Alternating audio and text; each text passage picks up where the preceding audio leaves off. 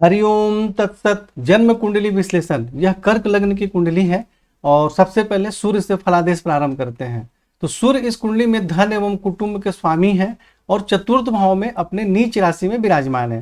हालांकि सूर्य 29 अंश के हैं, इसलिए इनको नीच नहीं माना जाएगा। लग्न से केंद्र में भी हैं, तो जिसके कारण भी नीच भंग माना जाएगा।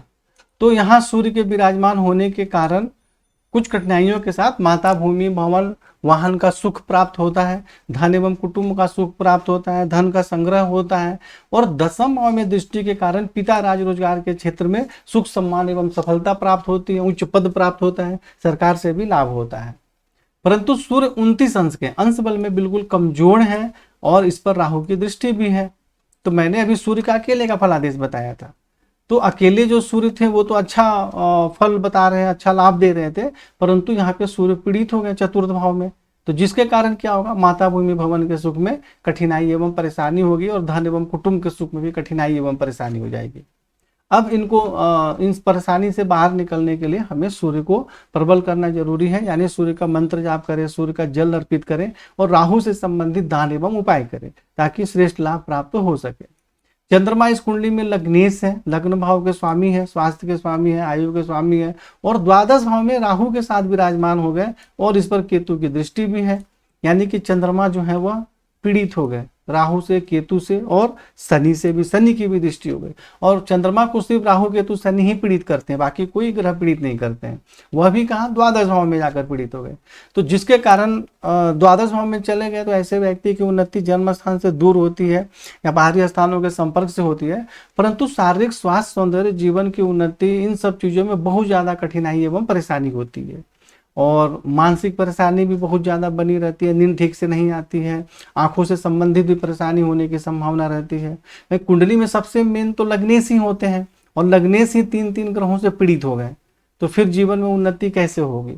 इसलिए यहाँ पे जो है चंद्रमा का जो रत्न है मोती, वह पहनाना अत्यंत ही आवश्यक है और कभी भी नहीं उतारना है। और भी जो उपाय बताए हैं, सफेद चंदन का तिलक लगाना, महामृत्युंजय मंत्र का जाप करना और राहु केतु शनि जो इसको पीड़ित कर रहे हैं, इसका दान एवं उपाय लगातार लाइफ टाइम करना है, तब जाकर परेशानी ठीक होगी। यानी कि हम मोती पहन ले, राहु केतु शनि का दान उपाय नहीं करेंगे, महामृत्युंजय मंत्र जाप नहीं करेंगे तो परेशानी जल्दी ठीक नहीं होगी। तो संपूर्ण उपाय जो आपको बताए गए हैं वह करना जरूरी है। मंगल इस कुंडली में राजयोग कारक ग्रह हैं, यानी विद्या बुद्धि संतान के स्वामी है, पिता राज रोजगार के स्वामी है और चतुर्थ भाव में विराजमान है। परंतु यहाँ भी मंगल 3 अंश के हैं और राहु से पीड़ित है। ये भी जिस प्रकार सूर्य पीड़ित तो उसी प्रकार मंगल भी पीड़ित है। तो मंगल अकेले यहाँ पर थे तब तो अच्छा था कि माता भूमि भवन वाहन विद्या बुद्धि संतान का सुख प्राप्त होता है, लेकिन चतुर्थ भाव में मंगल राहु से पीड़ित हो गए, तो जिसके कारण माता भूमि भवन विद्या बुद्धि संतान के सुख में कठिनाई एवं परेशानी होती है, मतभेद बना रहता है। और यहाँ से मंगल दृष्टि डाल रहे हैं सप्तम भाव में, तो जिसके कारण पत्नी एवं वैवाहिक जीवन का सुख प्राप्त होता है, दैनिक रोजगार में सफलता प्राप्त होती है, परंतु मतभेद भी रहता है क्योंकि मंगल एक अग्नि तत्व ग्रह है। और दसम भाव में दृष्टि के कारण पिता राज रोजगार के क्षेत्र में सुख सम्मान एवं सफलता प्राप्त होती है। एकादश भाव में दृष्टि के कारण आमदनी बहुत अच्छी होती है, लेकिन मंगल 3 अंश के हैं, बिल्कुल कमजोर हैं और राहु से पीड़ित हैं, तो जिसके कारण श्रेष्ठ लाभ प्राप्त नहीं हो पाता है। लेकिन मंगल को बहुत ज्यादा प्रबल करेंगे तो फिर वैवाहिक जीवन में परेशानी होने लग जाएगी। तो इसीलिए इसके हिसाब से जो उपाय आपको कुंडली में बताए गए हैं वह उपाय करना है। बुध जो है इस कुंडली में द्वादश भाव के स्वामी है और तृतीय भाव के स्वामी है, यानी खर्च के भी स्वामी है, भाई बहन के भी स्वामी है और बुध को इस कुंडली में अकारक माना जाता है और चतुर्थ भाव में विराजमान है, तो जिसके कारण बाहरी स्थानों के संपर्क से जो है जीवन में सफलता प्राप्त होती है और कुछ कठिनाइयों के साथ माता भूमि भवन वाहन का सुख प्राप्त होता है, पराक्रम में वृद्धि होती है, भाई बहन का भी सुख प्राप्त होता है और दसम भाव में दृष्टि के कारण परिश्रम एवं बाहरी स्थानों के संपर्क से रोजगार के क्षेत्र में सफलता भी प्राप्त होती है। और बुध जो है चलित कुंडली के अनुसार पंचम भाव में आ जा रहे हैं, तो जिसके कारण विद्या बुद्धि के क्षेत्र में सफलता प्राप्त होती है, परंतु संतान से संबंधित कुछ सामान्य परेशानी भी होती है। तो बुध का दान एवं उपाय करना है, बुध का मंत्र जाप नहीं करना है, प्रबल नहीं करना है, बुध का सिर्फ दान एवं उपाय ही करना है।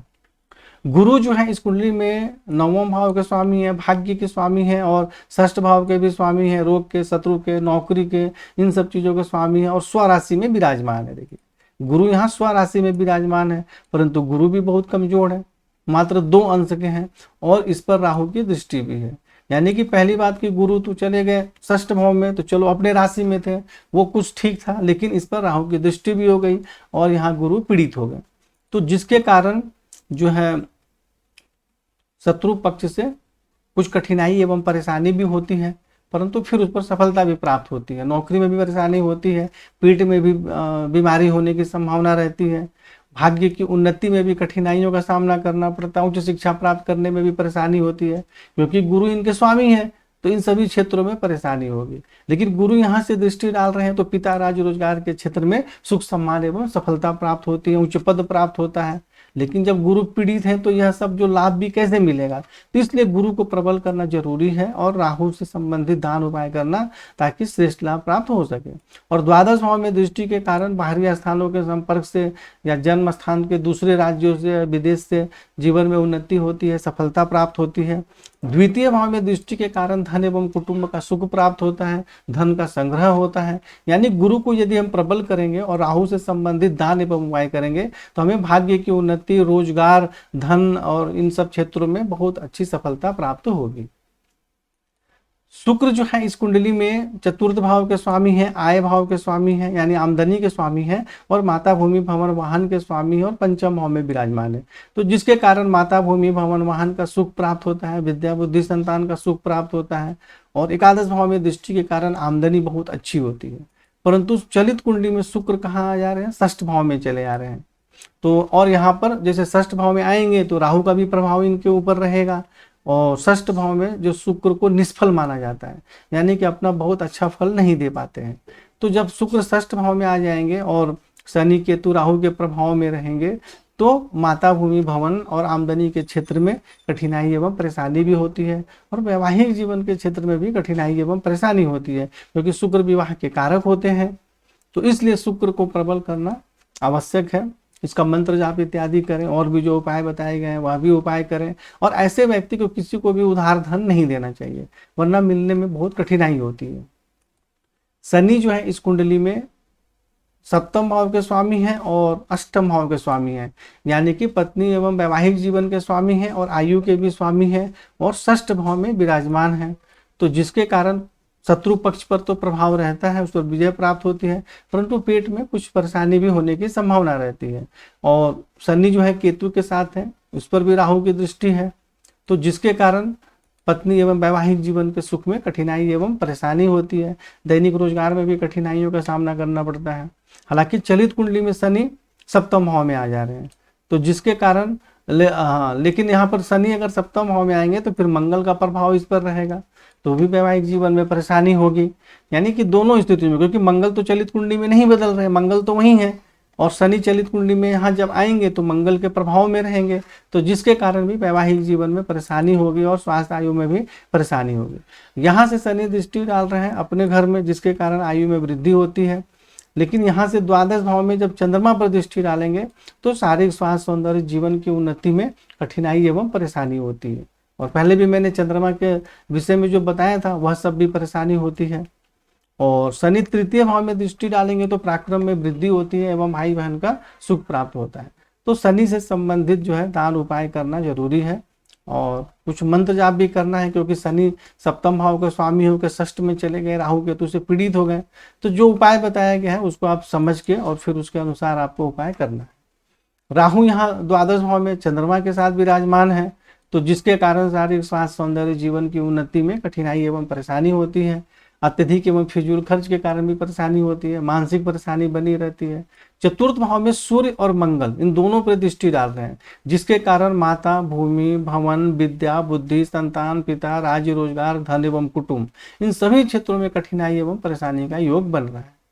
षष्ठ भाव में दृष्टि डाल रहे हैं गुरु के ऊपर, जिसके कारण भाग्य की उन्नति में कठिनाई एवं परेशानी होती है, नौकरी में भी परेशानी होती है, पेट में भी बीमारी होने की संभावना रहती है।